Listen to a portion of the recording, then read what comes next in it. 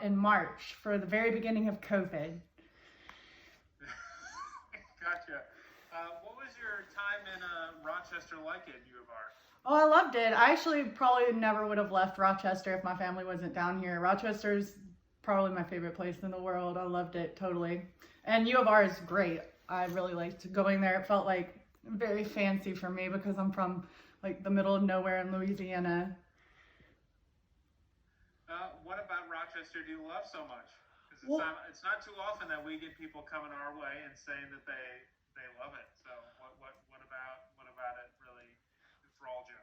I love that it has all of the amenities and sort of cultural institutions of a bigger town, but it's small enough that you kind of everyone knows everybody and you don't get lost in the mix. And for me, you know, I think it's a pretty big town. The town that I come from has about 15,000 people, so it's a big step up. So, what did you get your PhD in, by the way, when you were at UR? I'm a historian, and so I got it in American history.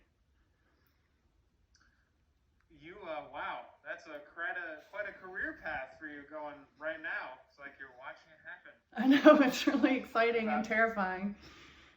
It can be both. So, I mean, what inspired you to go on Jeopardy in the first place? When I was 7 years old, my uncle bought a copy of Bo Knows Bo because he loved college football. And he had taken about 3 weeks to try and read it. And I sat there and read it in one weekend. And that's the first time anybody ever told me, hey, you should go on Jeopardy. You're so smart. And so from then on, I always thought that would be something that I wanted to do. And I just actually saw that the test was coming up one time, signed up for it, took it, and passed on my first try and got the audition. So I was one of the lucky ones. A lot of people, many of whom are smarter than me, have to take the test multiple times to get on the show. But for me, it just really worked out. It was a smooth path. I just sort of took it, took it, interviewed, and then got on. Gotcha. How many games were you on total for? One, I lost. But I have one of the highest losing scores in history. My final score is $34,600, but unfortunately my rival had about $1,200 more at the end of Final Jeopardy. So He's a repeat champion. Here's a small consolation prize. You are, even though you may have lost, you might have been one of my favorite moments of Jeopardy ever. well, thank you. And here's why. Alex somehow gets through with a straight face the lady who is telling him essentially about the cult she's in for Agent Scully. The cult of Saint Scully. Yep. I never heard of it before that moment. Yeah, totally. He handles it with the utmost grace you would expect. It's your turn. He comes out swinging. The first thing he does is give you the business for your pygmy goat. Walk me through that scenario. Did you know that was coming? What on earth were you thinking? Part of the audition process for Jeopardy is doing anecdotes. They not only want someone who can obviously get the questions right, but they want someone who can tell a little story on TV. Believe it or not, they actually pick the ones who are good at telling stories. And so you have to have 3 different anecdotes throughout the audition process.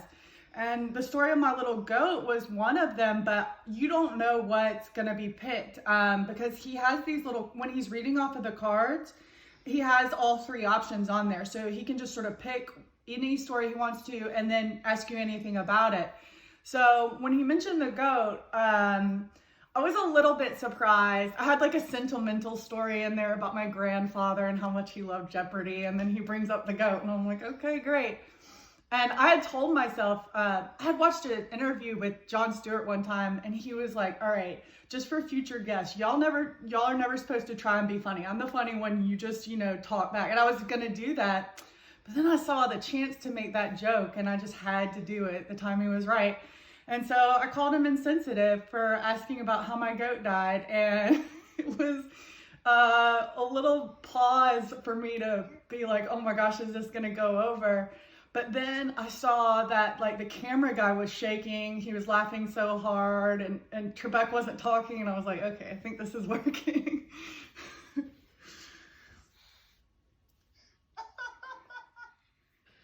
But in general, I would say don't try to be funny on Jeopardy because we've seen how that usually goes. Oh, it's so good. Oh, it's so funny.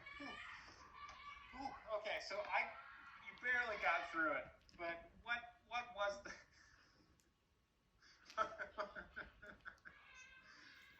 what was the story of the pygmy goat?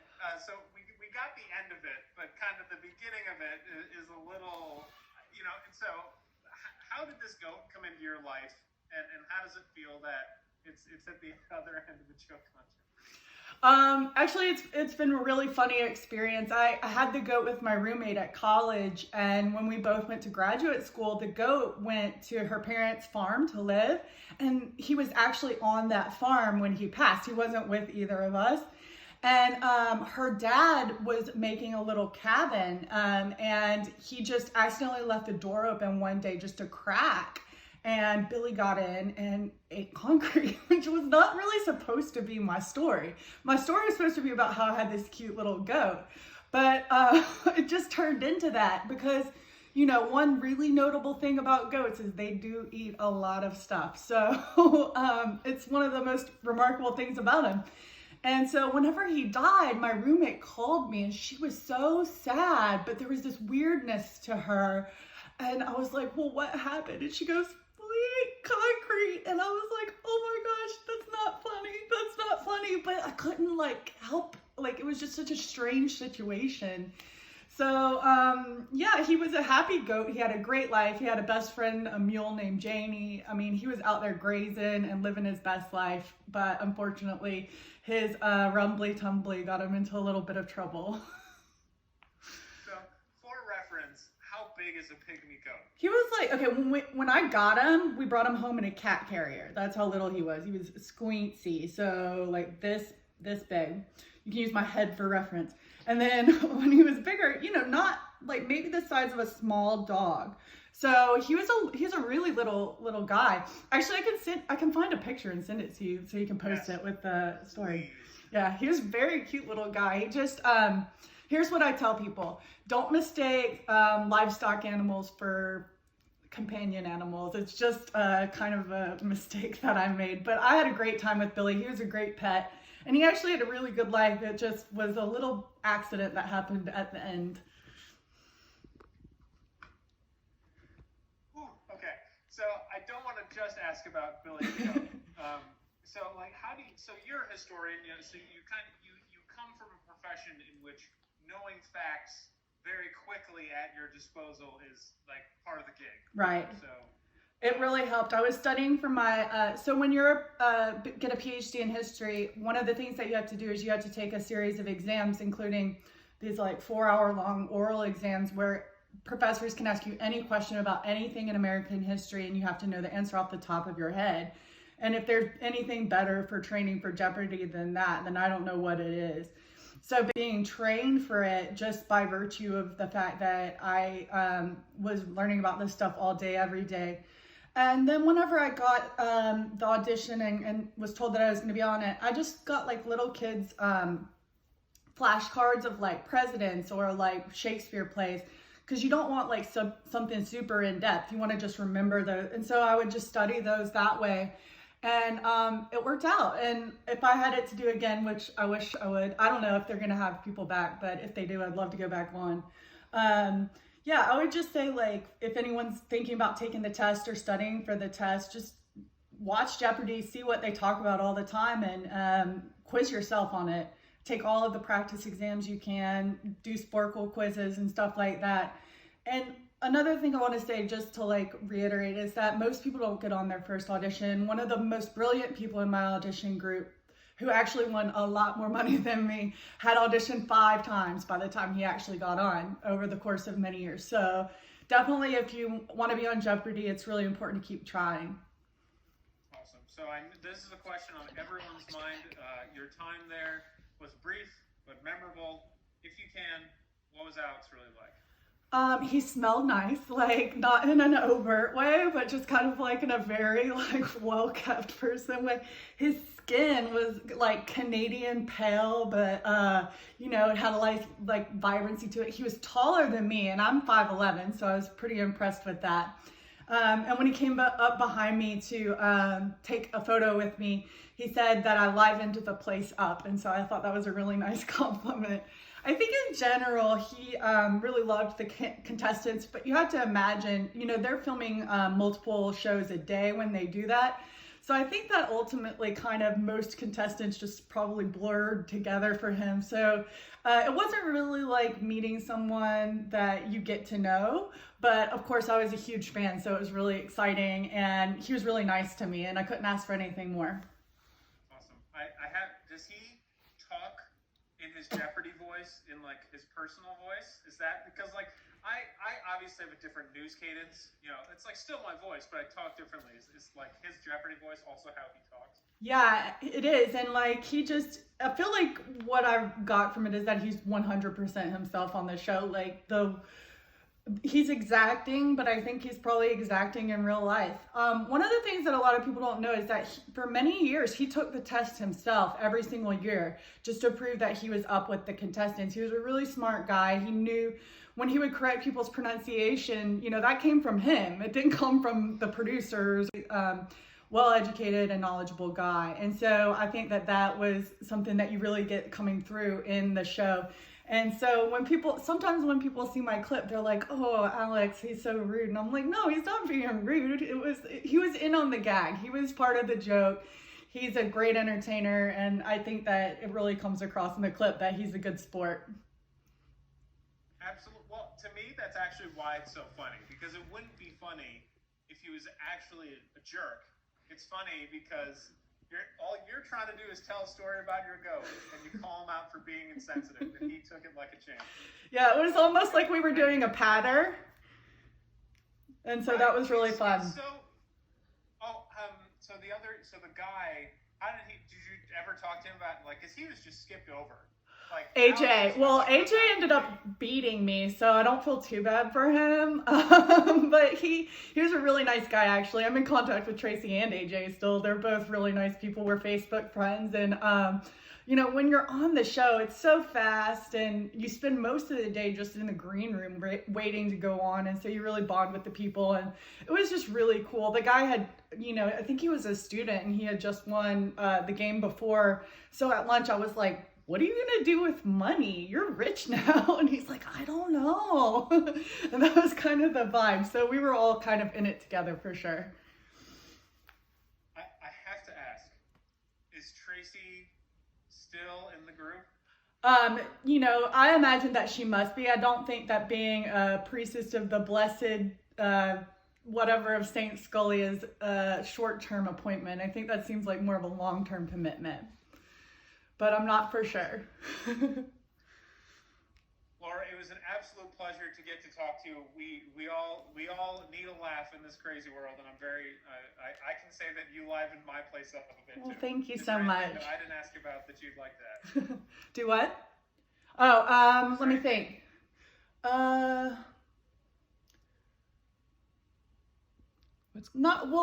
One thing that people ask me a lot about is what happens after the show, because they show you're standing there with Trebek, and this is actually when you get to talk to him.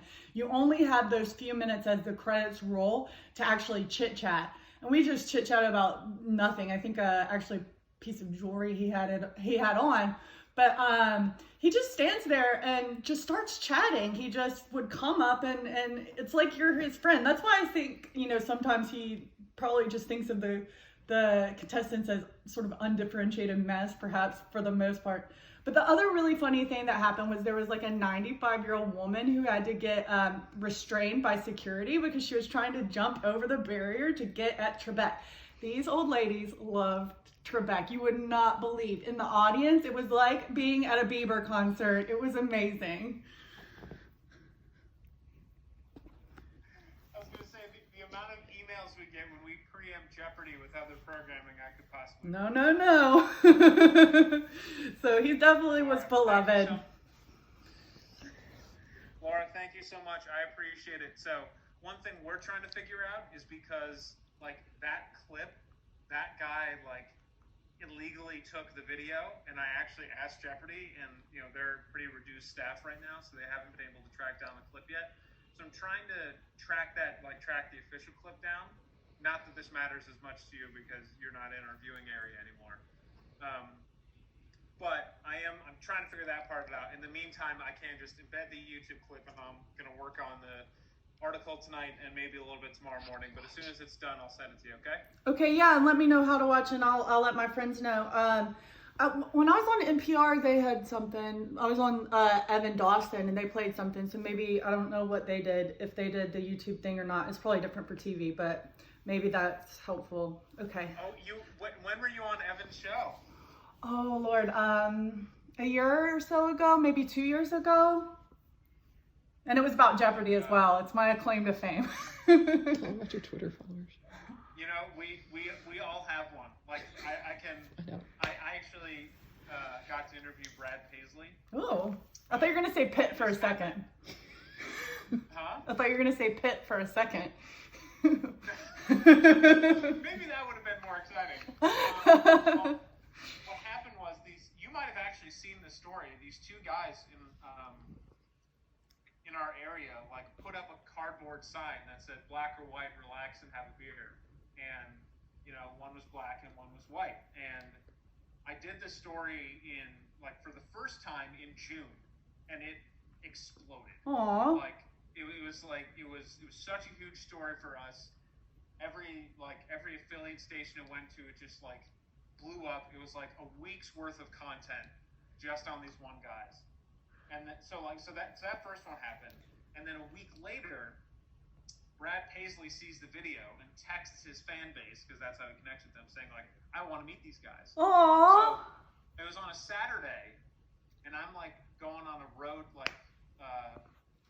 like a Route 104 hiking trip with my girlfriend. We're just bouncing around to different hiking places, and all of a sudden my phone starts blowing up, and I don't know what's happening. And within an hour, as we're driving back, I'm talking to his PR person, our country station, our own station, and so like I'm in like Oswego, and I'm trying to figure out like I guess I'm interviewing Brad Paisley at 7 o'clock, and we're like doing all this stuff, and I end up like I get him on a Zoom call on this laptop, and I surprise the beer guys with Brad Paisley. Aww.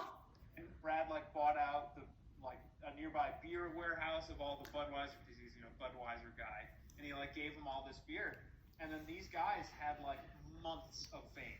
That's so, yeah, it is such a weird thing to experience. Luckily for me, I haven't had too many trolls or creepy people or anything, but it's definitely, like, you definitely get the feeling, even from having a taste, even from just like having 1.6 million views, like, of what it would be like if you were actually a celeb, and I do not want it.